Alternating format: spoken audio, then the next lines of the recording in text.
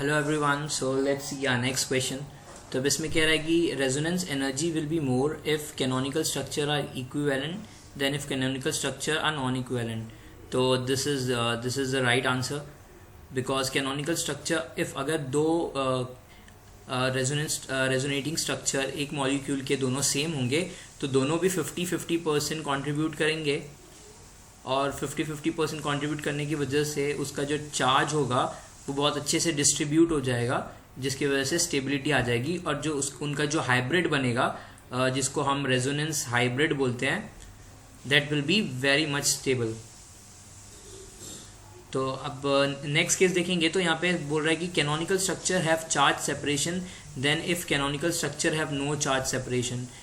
तो ये वाला केस हमेशा ट्रू नहीं होता बिकॉज कभी कभी जब रेजोनेटिंग स्ट्रक्चर की हम स्टेबिलिटी चेक करते हैं तो देर आर सर्टेन रूल्स कि पहले हम डबल बॉन्ड्स को चेक कर देते हैं, उसके बाद then negative charge on more electronegative atom is more stable. तो ऐसे चेक किया जाता है। तो चार्ज सेपरेशन का एज सच ऐसा कोई कंट्रीब्यूशन नहीं है रेजोनेंस एनर्जी के लिए। तो हमारा जो बी ऑप्शन है वो हमारा यहाँ पे ज़रूरी नहीं है, तो this won't be our answer. फिर सी ऑप्शन अगर देखें तो यहाँ पे भी canonical structure have more charge separation then if canonical structure have less charge separation. तो यहाँ पे भी चार्ज सेपरेशन की बात आ रही है, तो यहाँ से भी हमारा आंसर नहीं आएगा।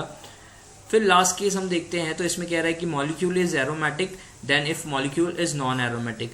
Now this make sense, molecule is aromatic. अगर मॉलिक्यूल की एरोमेटिसिटी, अगर एक मॉलिक्यूल एरोमेटिक हो गया तो उसकी जो रेजोनेंस एनर्जी है वो बहुत ज़्यादा इंक्रीज हो जाएगी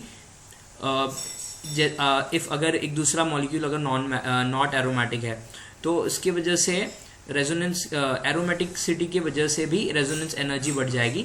तो these are the two reasons. तो हमारा ए और डी आंसर जो है वो रेजोनेंस एनर्जी के लिए ट्रू होगा। Thank you.